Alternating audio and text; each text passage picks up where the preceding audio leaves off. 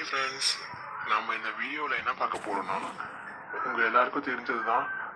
இப்போ கொரோனா வைரஸ்ன்றது உலகம் ஃபுல்லாக பரவி எல்லா மக்களையும் ரொம்ப கஷ்டப்படுத்துது. அந்த வைரஸ் கிட்டேருந்து நாம் எப்படி கட்டுப்பாடாக இருக்கணுங்கிறத பற்றி தான் இந்த வீடியோவில் நம்ம பார்க்க போகிறோம். இந்த வீடியோ பிடிச்சிருந்தா இதை பார்த்த உடனே உங்கள் ஃப்ரெண்ட்ஸ் எல்லாருக்கும் ஷேர் பண்ணுங்கள். வாங்க நம்ம வீடியோக்குள்ளே போகலாம். நல்ல வேலை, இன்னொன்று நம்ம 12th மொத்தம் முடிச்சு போச்சு. எல்லா எக்ஸாமும் முடிஞ்சு நமக்கு சம்மர் லீவ் ஆரம்பிக்க போகுது. அதை நினச்சா எனக்கு ரொம்ப சந்தோஷமா இருக்கு. உனக்கு எப்படி இருக்கு? ஆமாண்டா, நீ சொல்றது ரொம்ப கரெக்ட் தான். நாளையிலேருந்து லீவ் ஸ்டார்ட் ஆக போகுது. நம்ம ஜாலியாக ஊரை சுற்றலாம். நாளைக்கு நம்ம எங்கே போகலாம்டா? நீ ஏதாச்சும் வேலை சொல்லு. நாளைக்கு நம்ம பீச்சுக்கு போகலாம்டா. சரி, ஓகேடா, பாய். பாயா. அம்மா, நான் வீட்டுக்கு வந்துட்டேம்மா. வந்துட்டியாப்பா? இதோ வரேன், இருப்பா. உங்கள்கிட்ட ஒரு விஷயம் சொல்லணும். என்னப்பா, ஸ்கூல்லாம் எப்படி முடிஞ்சுது? லாஸ்ட் நாள்லாம் ஜாலியாக என்ஜாய் பண்ணீங்களா? ஆமாம்மா, ரொம்ப ஜாலியாக என்ஜாய் பண்ணோம். நாங்கள் கேக்லாம் வெட்டினோம். ஆமாம், எங்கேயாவது விஷயம் சொல்ல சொன்னீங்களே, அது என்னதுமா? அதுவாப்பா, நமக்கு ஒரு பெரிய பிரச்சனை வந்துருக்குப்பா. என்ன பிரச்சனைமா? நம்ம இந்தியா நாட்டுக்குள்ள கொரோனா வைரஸ்ல ஒரு வைரஸ் புதுசாக உருவாயிருக்குப்பா. அது சைனாலேருந்து இங்கே வந்திருக்கு. என்னம்மா சொல்ற? உண்மையிலேவா? அந்த வைரஸ் நம்ம இந்தியாவுக்குள்ள வந்திருக்கா? எப்படிமா? ஆமா, அது எங்க இருந்து வந்துச்சு? அது சைனால ஊவான்கிற ஒரு மார்க்கெட்லேருந்து உலகம் ஃபுல்லாக பரவி இருக்கு. இப்போ நம்ம இந்தியாவுக்கும் அது வந்திருக்குப்பா. அதனால நிறைய பேர் இறந்து போகிறாங்க. இல்லைடா, இத்தனை நாளாக ரொம்ப கஷ்டப்பட்டு ஸ்கூலில் முடித்தேன். லீவில் என்ஜாய்மெண்ட்டாக இருக்கலாம் பார்த்தா இப்போ புதுசாக ஒரு பிரச்சனை வேற வந்திருக்கு.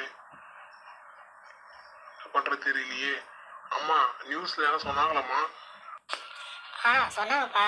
இன்னைக்கு சாயந்தரம் 6 மணிலேருந்து முழு ஊரடங்கு போடுறாங்கப்பா. ஊரடங்கா? அப்படின்னா என்னம்மா? அப்படின்னா நம்ம யாருமே வீட்டை விட்டு வெளியவே போகக்கூடாதுப்பா. அப்படியே வெளியே போனாலும் முகக்கவசம் வாங்கிட்டு போகணும். சோஷியல் டிஸ்டன்ஸ் ஃபாலோ பண்ணணும். ஒருத்தர்கிட்ட பேசினா 1 மீட்டர் தள்ளி நின்றப்ப பேசணும். இனிமேல் நீ வெளியே போகும்போது முகக்கவசம் அவசியமாக அணிஞ்சிட்டு தான் போகணும்பா. சரியா? என்னம்மா இப்படி சொல்கிறீங்க? நாளைக்கு என் ஃப்ரெண்ட்ஸ் கூட சேர்ந்து பீச்சுக்கு போகலான்னு நான் பிளான் போட்டுருந்தேனே. அதெல்லாம் என்னம்மா பண்ணுறது? பீச்சுக்கா? வீட்டை விட்டு வெளியே போக கூட சொல்கிறேன், பீச்சுக்கு போகணும் சொல்கிறேன். நாளைக்கு எங்கேயும் நீ வெளியே போக முடியாது. இனிமேல் நீ வீட்டுக்குள்ளே தான் இருக்கணும். உனக்கு புரிஞ்சுதா? சரிம்மா. அடைச்ச நம்மளுக்கு வந்த சோதனை அதுதான் போகுது. நம்ம லீவ்லேயும் நிம்மதியாக இருக்க முடியாது. சரி விடு, என்ன பண்ணுறது? அம்மா முகக்கவசம் அணிஞ்சு தானே போசுறாங்க. நாளைக்கு நம்ம முகமூடி போட்டுக்கிட்டு நம்ம ஃப்ரெண்டை பார்க்கறதுக்கு வெளியே போகலாம். அதுதான் கரெக்ட். அப்பாடா, ஒரு வழியாக பொழுது விழிச்சு நம்ம ஃப்ரெண்டை பார்க்கறதுக்கு உடனே கிளம்ப வேண்டியதுதான். அம்மா, நான் என் ஃப்ரெண்டை பார்த்துட்டு வந்துடுறேம்மா. போகும்போது முகக்கவசம் அணிஞ்சிட்டு போடா, மறந்துட போகிறேன். சரிம்மா. ஐயோ, முகக்கவசம் எங்களுக்குமே தெரியல. அதெல்லாம் வேற தேடிக்கிட்டு அப்படியே போக வேண்டியதுதான். அதான் அம்மா சொல்லியிருக்காங்களே 1 மீட்டர் தள்ளி இருந்தா போதும்னு. அப்புறம் எதுக்கு இதெல்லாம் போட்டுக்கிட்டு? கிளம்புவோம். யாரையும் வெளியே வர போது கிடையாது. எல்லாம் வீட்டுல தான் இருப்பாங்க.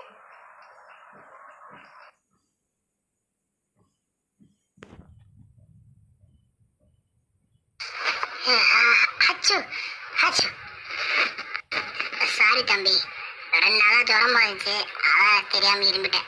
பாய். என்னடா இந்த ஆளு இரும்பிட்டு போறான்? சரி, ஜுரமா இருக்குன்னு சொல்றான். சரி, மன்னிச்சு விட்டுறோம்.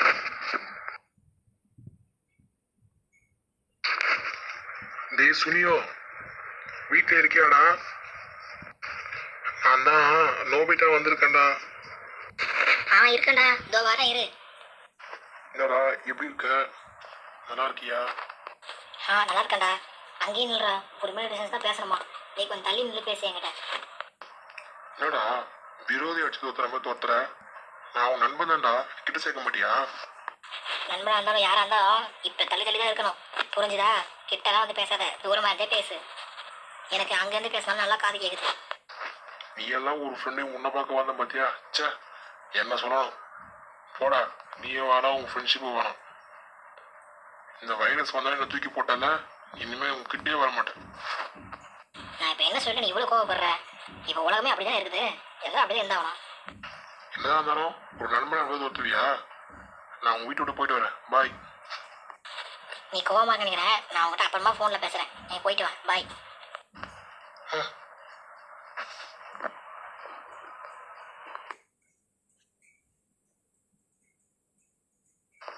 சே, இவனை பார்க்க வந்தமே.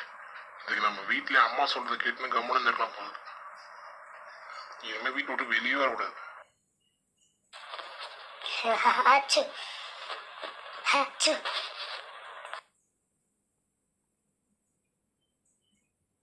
இன்னைக்கு என்ன போன வரலாம் இருமிட்டே போறான். இருமல் வியாதி எல்லாருக்கும் வந்துச்சா என்ன? இருக்கிற டென்ஷன் பார்த்தாம இதுல இது வேற. சே, நான் வீட்டுக்கு வந்துட்டேம்மா. வந்துட்டியாவா? போய் கையும் காலையும் நல்லா சோப்பு போட்டு கழுவிட்டு வா. இருக்கிற டென்ஷன் பார்த்தாம என்ன இது வேற டென்ஷன் ஆக்காதம்மா. நான் ஏற்கனவே செம்ம கடுப்புல இருக்கேன். கம்முன்னு போயிடுது. ஏய், ஒழுங்கு முறையாக கையை கழுவிட்டு ரூமுக்குள்ளே போ. புரிஞ்சுதா உனக்கு? டென்ஷன்லாம் இதில் காமிக்காத, போ. சரி சரி, கையை கழுவுறேன். என்னவோ என் உடம்புல வைரஸ் இருக்கிற மாதிரியோ எங்க அம்மா கையை கழுவிட்டு உள்ள போன்றாங்க. உடம்புல வைரஸ் போனா மட்டும் தான் கையை கழுவணும். நாளை இது கையை கழுவணும். இது ஒரு வேலை இருக்குது. போயிட்டு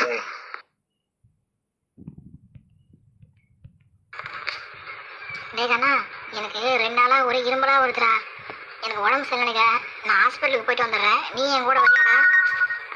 என்ன உடம்பு சரியில்லையா? சரி வாங்கம்மா, நானும் வரேன் ஹாஸ்பிட்டலுக்கு.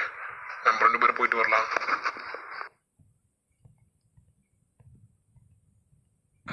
வாங்கம்மா, உங்களுக்கு என்ன பிரச்சனை? சார், எனக்கு 2 நாளாக ஒரு இரும்பலா இருக்கு சார். தொண்டெல்லாம் வேற எரியிற மாதிரி இருக்கு. 2 நாள் ரொம்ப ஜுரமா இருக்கு சார். சரிங்கம்மா, நீங்கள் பிளட் டெஸ்ட் எடுங்க. 2 நாள் கழிச்சு ரிப்போர்ட் வந்து வாங்கிட்டு போங்க. அப்போ தான் உங்களுக்கு என்ன பிரச்சனை இருக்குது தெரியும். வீட்டில் யாரையும் தொடாதீங்க.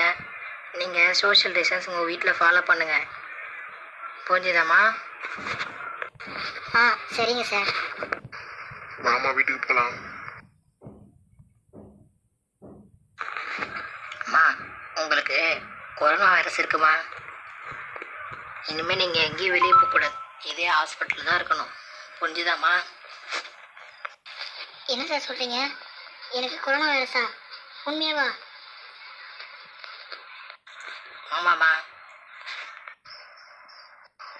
டாக்டர், என்ன சொல்றீங்க? எங்க அம்மாவுக்கு கொரோனா வைரஸா? அவங்களுக்கு எப்படி பரவி இருக்கும் டாக்டர்? உங்கள் வீட்டில் யாராவது கொடுத்த ரூல் படி நடக்காமல் இருந்திருக்கலாம். வெளியே போயிட்டு கை கழுவாமல் வந்துருக்கலாம். இல்லைனா உங்கள் வீட்டில் யாருக்காவது கொரோனா வைரஸ் வந்து இவங்களுக்கு வந்துருக்கலாம். இல்லை இவங்க வேறு யாராவது போய் கொரோனா வைரஸ் இருக்கவங்கள தொட்டிருக்கலாம். அதுக்கு தான் அப்போதுலேருந்து சொல்கிறது, முகக்கவசம் அணியணும், சோஷியல் டிஸ்டன்ஸ் ஃபாலோ பண்ணணும். இதெல்லாம் எதுவுமே செய்யாமல் இருந்தால் இப்படி தான் நடக்கும். ஒரு நாளைக்கு 6 தடவை கை கழுவணும். அதுவும் 20 செகண்ட். உங்கள் கையை எந்த சோப்பாலும் நல்லா போட்டு கழுவணும். இப்படி கழுவாமல் இருந்தால் இப்படி தான்ப்பா ஆகும். டாக்டர், எங்க அம்மா உயிருக்கு எதுவும் ஆகாதுல்ல? அதெல்லாம் அப்படி உறுதியாக சொல்ல முடியாதுப்பா. ஏன்னா உங்கள் அம்மாவுக்கு வந்திருக்கிறது சாதாரண நோய் இல்லை, கொரோனா வைரஸ். அதுக்கு மருந்து இந்த உலகத்தில் எங்கேயுமே கண்டுபிடிக்கல. அப்படி இருக்கும்போது நாங்கள் எப்படி உறுதியாக சொல்ல முடியும்? டாக்டர், நான் இங்க எங்க அம்மா பக்கத்துல இருக்க முடியுமா? இங்கே டாக்டர்ஸ் தவிர வேறு யாரும் இருக்கக்கூடாதுப்பா. நீ உடனே கிளம்பி வீட்டுக்கு போ. நாங்கள் ஏதாச்சும் ஒன்றா உனக்கு ஃபோன் பண்ணுறோம். அப்போ மட்டும் நீங்கள் வரலாம். அது வரைக்கும் நீங்கள் வந்து உங்கள் அம்மாவை பார்க்கக்கூடாது. புரிஞ்சுதா? இனிமேல் நீயாச்சும் ஒழுங்காக இரு. அம்மா, உடம்ப பார்த்துக்கோமா. நான் அப்புறமேட்டு வரேம்மா. சரிப்பா, நீ வீட்டுக்கு போயிட்டு வா.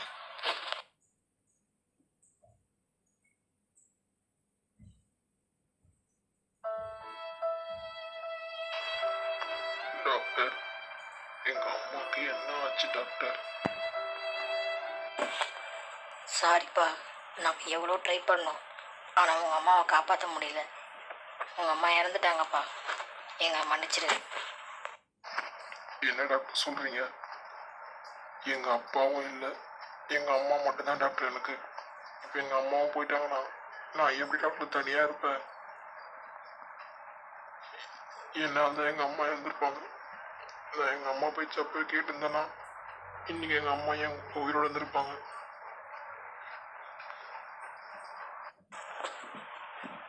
ஆமாப்பா, நீ மட்டும் இல்லை, இந்த உலகத்தில் நிறைய பேர் இந்த மாதிரி இருக்கிறதுனால தான் தனக்கு நெருக்கமானவங்களை இழந்துட்டு ரொம்ப தவிக்கிறாங்க. அவங்க மேலே இருக்க பாசத்தை பயமாக மாற்றி நம்ம கட்டுப்பாடோட இருந்தோன்னா நம்ம யாருக்குமே இதுமாரி ஒரு சோகமான செய்தி நிகழ்ச்சி எதுவுமே நடக்காது. நீ மட்டும் இல்லை, உன்னை சனம் எல்லா கோயிலுமே நீ சொல்லு, விழிப்புணர்வு எடுக்க சொல்லு. இல்லைன்னா அந்த வைரஸ் இது மாதிரி நமக்கு நெருக்கமாக நிறைய பேர் அழிச்சிடும். அதுக்கு நீயே ஒரு உதாரணம். டாக்டர், எங்க அம்மாவை என்னால பார்க்க முடியுமா? அது முடியாதுப்பா. கொரோனா வைரஸ் வந்து இறந்தவங்க உடம்ப நாங்கள் தரமாட்டோம். நாங்கள் அதை பார்சல் மாதிரி பண்ணி நாங்களே ஒரு குழி தோண்டி அதை புதைச்சிருவோம். உங்கள் அம்மாவை நேற்று நைட்டே புதைச்சாச்சுப்பா. என்னது, எங்க அம்மாவை புதைச்சிட்டீங்களா? என்கிட்ட காட்டாம எங்க அம்மா ஏன் பண்ணீங்க? ஏன் புதைச்சிங்க? அதுதான் எங்களோட ரூல்ஸ். செத்தவங்க உடம்புலேருந்து கொரோனா வைரஸ் யாருக்கும் பரவக்கூடாது சொல்லிட்டு நாங்கள் யாருக்கும் காமிக்க மாட்டோம், அதை புதைச்சிருவோம். உங்கள் அம்மாவை எங்களை பொறுத்த வரைக்கும் ஒரு பேஷண்ட் தான். நான் அட்டன் பண்ண அந்த ஒரு மாதத்தில் மட்டுமே 50 பேருக்கு மேலே உயிரிழந்திருக்காங்க. அதில் உங்கள் அம்மாவும் ஒன்று. அவ்வளோதான் நான் கணக்கு எடுக்க முடியும். என்னை மன்னிச்சிருக்கேன். அம்மா, அன்னைக்கு இதே சோஃபால உட்காந்த நீ என்ன கட்டுப்படுத்த சொன்ன? உன் பேச்சை நான் கேட்டிருந்தேனா இன்னைக்கு என் கூட இருந்திருப்பியம்மா? என்ன மன்னிச்சிருமா. என்னால் அம்மாவும் உயிர் போச்சு. இனிமேல் நான் அந்த உலகத்தில் தனியாக எப்படிமா இருப்பேன்? நானும் உன் கூட வந்துடுவேம்மா. ஆனால் நான் சாக மாட்டேன். ஏன்னா என்ன மாதிரி பசங்க யாரும் அவங்க அம்மாவோ இல்லை அவங்களுக்கு ரொம்ப பிடிச்சவங்களோ எழுந்து தவிக்கக்கூடாது. இனிமேல் நான் ஒரு முன்னுதாரணமாக இருந்து எல்லாருக்கும் விழிப்புணர்வு வளர்ப்பேன். எல்லாரையும் எச்சரிக்கையாக இருக்க சொல்லுவேன். இது நான் பண்ணுற சத்தியமா?